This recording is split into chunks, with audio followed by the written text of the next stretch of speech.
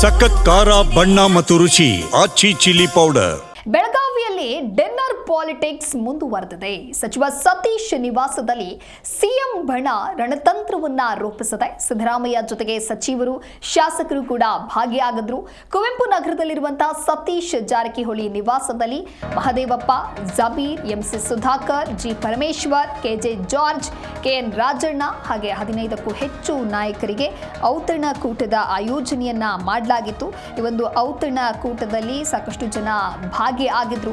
ಸಾಲು ಸಾಲು ಸಭೆಯ ಮೂಲಕ, ಸಾಲು ಸಾಲು ಔತಣಕೂಟದ ಮೂಲಕ ನಾಯಕತ್ವ ಬದಲಾವಣೆಯ ಕುರಿತಂತೆ ಹಾಗಾದ್ರೆ ಏನಾದರೂ ಪ್ಲಾನ್ ಅನ್ನ ನಡೆಸ್ತಾ ಇದ್ದಾರಾ ಅನ್ನೋದಾಗಿಯೂ ಕೂಡ ಸಾಕಷ್ಟು ಚರ್ಚೆಗಳು ಸಾಗ್ತಾ ಇದೆ. ರಾಜ್ಯ ಕಾಂಗ್ರೆಸ್ನಲ್ಲಿ dinner politics, lunch politics, breakfast politics ಇದೇ ರೀತಿಯಾಗಿ ಮುಂದುವರಿತಾ ಇದೆ.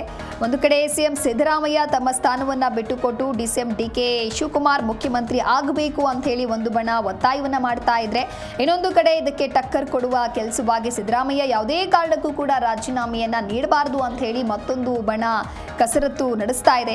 ಸಿದ್ದರಾಮಯ್ಯ ಕುರ್ಚಿಯಿಂದ ಇಳಿದ್ರೆ ದಲಿತ ನಾಯಕರು ಸಿಎಂ ಆಗಬೇಕು ಅಂತ ಹೇಳಿ ಮಗದೊಂದು ಬಣ ಒತ್ತಾಯವನ್ನ ಮಾಡ್ತಾ ಇದೆ. ಇದರ ನಡುವೆ ಇದೀಗ ಸಚಿವ ಸತೀಶ್ ಜಾರಕಿಹೊಳಿ ತಮ್ಮ ಬೆಳಗಾವಿ ನಿವಾಸದಲ್ಲಿ ಡಿನ್ನರ್ ಪಾರ್ಟಿಯನ್ನ ಕೂಡ ಏರ್ಪಡಿಸಿದ್ರು. ಇದರಲ್ಲಿ ಸಾಕಷ್ಟು ಜನ ಭಾಗಿಯಾಗಿದ್ರು.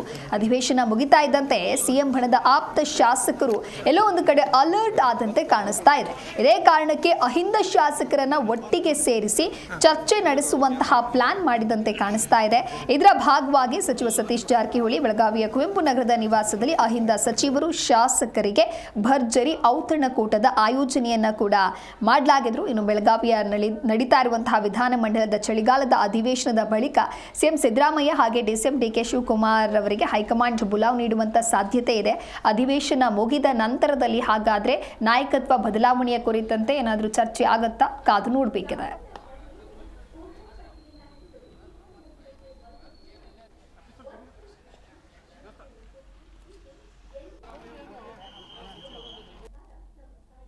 ಈ ಕುರಿತಂತೆ ಮತ್ತಷ್ಟು ಮಾಹಿತಿಯನ್ನ ನೀಡಲಿದ್ದಾರೆ ನಮ್ಮ ಪ್ರತಿನಿಧಿ ರಾಚಪ್ಪ. ಲೈವ್ ನಲ್ಲಿ ಜಾಯ್ನ್ ಆಗ್ತಾ ಇದ್ದಾರೆ. ರಾಚಪ್ಪ, ಬೆಳಗಾವಿಯ ಅಧಿವೇಶನ ಕೇವಲ ಒಂದು ರೀತಿ ಡಿನ್ನರ್ ಪಾಲಿಟಿಕ್ಸ್ಗೆ ವೇದಿಕೆ ಆಯ್ತಾ ಅಂತ ಹೇಳಿ?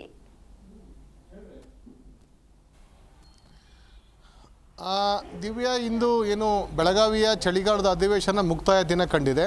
ಇನ್ನು 10ನೇ ದಿನಕ್ಕೆ ಕಾಲಿಟ್ಟಿದೆ. ಈಗ 10ನೇ ದಿನದಲ್ಲಿ ಬಹುತೇಕ 2 ದಿನಗಳ ಹೊರತುಪಡಿಸಿ 8 ದಿನಗಳ ಕಾಲ ಕಲಾಪವನ್ನು ನಡೆಸಲಾಗಿದೆ.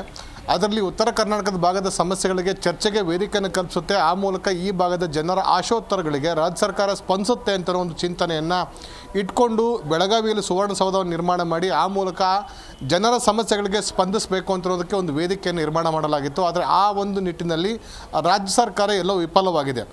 ಕೇವಲ ಕಟ್ಟಡ ನಿರ್ಮಾಣ ಮಾಡಿ ಇಲ್ಲಿ ಬೆಳಗಾವಿಯಲ್ಲಿ ಅಧಿವೇಶನ ಮಾಡಿದ ತಕ್ಷಣ ಇಲ್ಲಿ ಜನರ ಸಮಸ್ಯೆಗಳು ನೀಗೋದಿಲ್ಲ. ಇಲ್ಲಿ ರಾಜಕೀಯ ಇಚ್ಛಾಶಕ್ತಿ ಬೇಕು. ಅದು ತಕ್ಕಂತೆ ಮೂಲಸೌಕರ್ಯ ಇರ್ಬೋದು, ಮೂಲಸೌಕರ್ಯ ಅಭಿವೃದ್ಧಿಗೆ ಲಕ್ಷಾಂತರ ಕೋಟಿ ರೂಪಾಯಿ ಅನುದಾನ ಬೇಕಾಗುತ್ತೆ. ಅದರ ಜೊತೆಗೆ ಅತಿ ಹೆಚ್ಚು ಅಂತಂದರೆ ಕೈಗಾರಿಕೆ ಮತ್ತು ನೀರಾವರಿಗಳಿಗೆ ಸುಮಾರು 3 ರಿಂದ 5 ಲಕ್ಷ ಕೋಟಿ ರೂಪಾಯಿಗಳನ್ನು ಇನ್ವೆಸ್ಟ್ ಮಾಡುವಂಥ ಅನಿವಾರ್ಯತೆ ಇದೆ.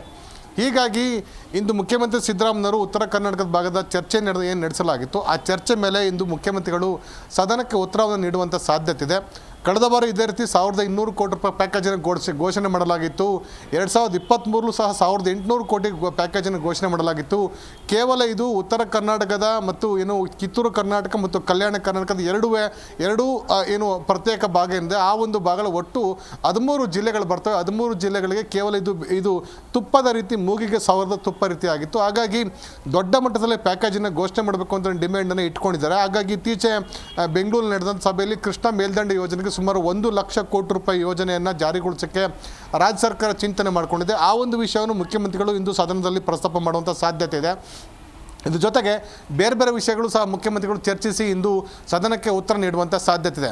ತಾವು ದಿವ್ಯ ಈಗಾಗಲೇ ಉಲ್ಲೇಖ ಮಾಡಿದ್ರಿ, ಬೆಳಗಾವಿ ಅಧಿವೇಶನ ಬಹುತೇಕ ಡಿನ್ನರ್ ಪಾಲಿಟಿಕ್ಸ್ ಸೀಮಿತವಾಯ್ತಾ ಅಂತ. ಹೌದು ಅಂತ ಹೇಳ್ಬೋದು. ಯಾಕಂದರೆ ಉತ್ತರವನ್ನು ಬೆಂಗಳೂರಿನಲ್ಲಿ ಏನು ಸಿಎಂ ಸಿದ್ದರಾಮಯ್ಯ, ಅದೇ ರೀತಿ ಡಿಸಿಎಂ ಡಿಕೆ ಶಿವಕುಮಾರ್ ಅವರು ಡಿಸೆಂಬರ್ 2ರಂದು ನಡೆದಂತಹ ಉಪಹಾರ ಕೂಟದ ನಂತರ ಈ ಒಂದು ಎಲ್ಲ ಪ್ರತ್ಯೇಕವಂಥ ಡಿನ್ನರ್ ಸಭೆಗಳಿಗೆ, ಪ್ರತ್ಯೇಕ ಸಭೆಗಳಿಗೆ ಬ್ರೇಕ್ ಬೀಳುತ್ತೆ ಅಂತ ಒಂದು ವಿಶ್ವಾಸವನ್ನು ಎಲ್ಲರೂ ವ್ಯಕ್ತಪಡಿಸ್ಕೊಂಡಿದ್ರು. ಆದರೆ ಸಂಪೂರ್ಣ ತದ್ವಿರುದ್ಧವಾಗಿ ಬೆಳಗಾವಿನಲ್ಲಿ ಹೊರತುಪಡಿಸಿ ಪ್ರತ್ಯೇಕ ಸಭೆ ಮಾಡಲಿಕ್ಕೆ, ಪ್ರತ್ಯೇಕವಾಗಿ ಡಿನ್ನರ್ಗಳು ಮಾಡಲಿಕ್ಕೆ, ಪ್ರತ್ಯೇಕವಾಗಿ ಚರ್ಚೆ ಮಾಡಲಿಕ್ಕೆ ಪ್ಲಾಟ್ಫಾರ್ಮ್ ಇನ್ನೂ ಉತ್ತಮವಾಗಿ ಸಿಕ್ತು. ಹಾಗಾಗಿ DCM DK ಶಿವಕುಮಾರ್ ಅವರು ಪ್ರತ್ಯೇಕವಾಗಿ, CM ಸಿದ್ದರಾಮಯ್ಯ ಬಣದ ಪ್ರತ್ಯೇಕವಾಗಿ, ಸತೀಶ್ ಜಾರಕಿಹೊಳಿ ಇರ್ಬೋದು, ಬೇರೆ ಬೇರೆ ಶಾಸಕರು ಪ್ರತ್ಯೇಕವಾಗಿ ಸಭೆ ಮಾಡೋ ಮೂಲಕ ತಮ್ಮ ಬಣಗಳ ಶಕ್ತಿಯನ್ನು ಪ್ರದರ್ಶನ ಮಾಡುವಂಥ ಕೆಲಸವನ್ನು ಮಾಡಿದ್ದಾರೆ. ನಿನ್ನೆ ಮುಖ್ಯಮಂತ್ರಿ ಸಿದ್ದರಾಮಯ್ಯ ಮುಖ್ಯಮಂತ್ರಿ ಸಿದ್ದರಾಮಯ್ಯವರು DCM ಹೊರತುಪಡಿಸಿ ಸತೀಶ್ ಜಾರಕಿಹೊಳಿ ನಿವಾಸಕ್ಕೆ ಭೇಟಿ ನೀಡಿದ್ರು. ಅಲ್ಲಿ ಪರಮೇಶ್ವರ್ ಇರ್ಬೋದು, HC ಮಹದೇವಪ್ಪ ಸೇರಿದಂತೆ CM ಅವರ ಆಪ್ತ ಬಣದ ಸಚಿವರುಗಳು ಈ ಒಂದು ಸಭೆಯನ್ನು ಸೇರಿ ಭೋಜನ ಕೂಟದ ನೆಪದಲ್ಲಿ ಒಂದಷ್ಟು ಚರ್ಚೆ ನಡೆಸಿದ್ದಾರೆ. ಮುಂಬರುವಂಥ ರಾಜಕೀಯ ಬೆಳವಣಿಗೆಗಳು, ಯಾಕಂದರೆ 27ನೇ ತಾರೀಕು ಡಿಸೆಂಬರ್ 27ಕ್ಕೆ ದೆಹಲಿನಲ್ಲಿ CWC ಸಭೆ ಇದೆ, ಕಾಂಗ್ರೆಸ್ ವರ್ಕಿಂಗ್ ಕಮಿಟಿ ಸಭೆ ಇದೆ. ಆ ವರ್ಕಿಂಗ್ ಕಮಿಟಿ ಸಭೆಗೆ CM ಸಿದ್ದರಾಮಯ್ಯ ಮತ್ತು ಪರಮೇಶ್ವರ್ ಅವರು ತೆರಳುತ್ತಾರೆ. ಆ ಸಂದರ್ಭದಲ್ಲಿ ಒಂದು ವೇಳೆ ರಾಜ್ಯ ರಾಜಕಾರಣ ಚರ್ಚೆಗೆ ಬಂದಿದ್ದೆ, ಅದರಲ್ಲಿ ನಾವು ಯಾವ ನಿಲುವನ್ನು ಕೈಗೊಳ್ಳಬೇಕು ಅಂತ ಬಗ್ಗೆಯೂ ಸಹ ಒಂದಷ್ಟು ಚರ್ಚೆ ನಡೆಸಲಾಗಿದೆ. ಮೊನ್ನೆ SC/ST ಶಾಸಕರು ಮತ್ತು ಸಮುದಾಯದ ಪ್ರಮುಖರ ಸಭೆಯನ್ನು ಸತೀಶ್ ಜಾರಕಿಹೊಳಿ ನಡೆಸಿದ್ದಾರೆ. ಆ ಸಂದರ್ಭದಲ್ಲೂ ಸಹ CM ಸಿದ್ದರಾಮಯ್ಯ ಬೆನ್ನಿಗೆ ನಿಲ್ಲಬೇಕು, ಯಾವುದೇ ಕಾರಣಕ್ಕೂ ಸಿದ್ದರಾಮಯ್ಯನವರನ್ನು ಕೆಳಗಿಳಿಸಲಿಕ್ಕೆ ಅವಕಾಶನ ಕೊಡಬಾರ್ದು ಅಂತ ನಿರ್ಣಯಕ್ಕೆ ಬರಲಾಗಿದೆ.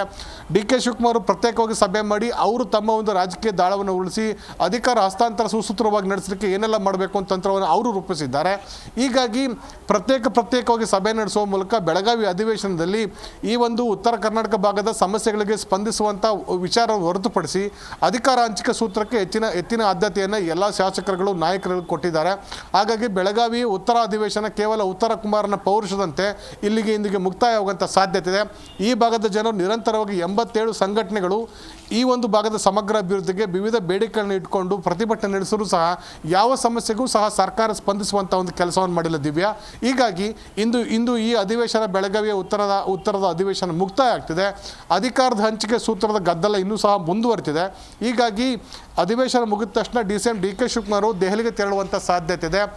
22ನೇ ತಾರೀಕು CM ಸಿದ್ದರಾಮಯ್ಯ ಸಹ ದೆಹಲಿ ತೆರಳುತ್ತಾರೆ. ಆ ಸಂದರ್ಭದಲ್ಲೇ ರಾಜ್ಯದ ಅಧಿಕಾರ ಹಂಚಿಕೆ ಸೂತ್ರದ ಬಗ್ಗೆ ಚರ್ಚೆ ಆಗುತ್ತಾ, ಅಥವಾ ಅದಕ್ಕೂ ಮೊದಲು DCM DK ಶಿವಕುಮಾರ್ ವರಿಷ್ಠರನ್ನ ಭೇಟಿ ಮಾಡಿ ಈ ಒಂದು ವಿಚಾರಗಳಿಗೆ ಆದಷ್ಟು ಶೀಘ್ರವಾಗಿ ಇತಿಶ್ರೀ ಆಡಿ ಅಂತ ಮನವಿಯನ್ನು ಮಾಡ್ತಾರೆ ಅಂತ ಅನ್ನೋದು ಸಹ ಕಾದು ನೋಡಬೇಕಾಗಿದೆ. ಒಟ್ಟಾರೆಯಾಗಿ ಬೆಳಗಾವಿ ಅಧಿವೇಶನ ಸುಸೂತ್ರವಾಗಿ ಮುಗಿದಿದೆ. ರಾಜ್ಯ ಸರ್ಕಾರಕ್ಕೆ ವಿಪಕ್ಷಗಳು ಯಾವುದೇ ಚಾಲೆಂಜನ್ನು ಹಾಕದೆ, ಅಂದರೆ ಅದನ್ನು ಸವಾಲನ್ನು ಸರ್ಕಾರದ ಮುಂದೆ ಇಡಲಿಕ್ಕೆ ವಿಫಲರಾಗುವಂಥ ಮೂಲಕ ವಿಪಕ್ಷಗಳು ಸಹ ಎಲ್ಲೊಂದು ಕಡೆ ಫೇಲ್ಯೂರ್ ಆಗಿವೆ.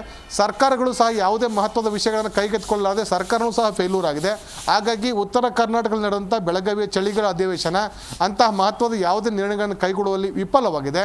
ಇನ್ನು ಉಳಿದಂತೆ ಕೇವಲ ರಾಜಕೀಯ ದೊಂಬರಾಟಕ್ಕೆ, ಇವರ ವೈಯಕ್ತಿಕ ಪ್ರತಿಷ್ಠೆಗೆ, ಅಧಿಕಾರ ಹಂಚಿಕೆಗೆ ಮಾತ್ರ ಬೆಳಗಾವಿ ಅಧಿವೇಶನ ವೇದಿಕೆಯಾಗಿ ಪರಿಣಮಿಸಿದೆ. ದಿವ್ಯಾದಾಸ್. ಓಕೆ, ಥ್ಯಾಂಕ್ ಯು ರಾಜಪ್ಪ ನಿಮ್ಮೆಲ್ಲ ಮಾಹಿತಿಗಾಗಿ.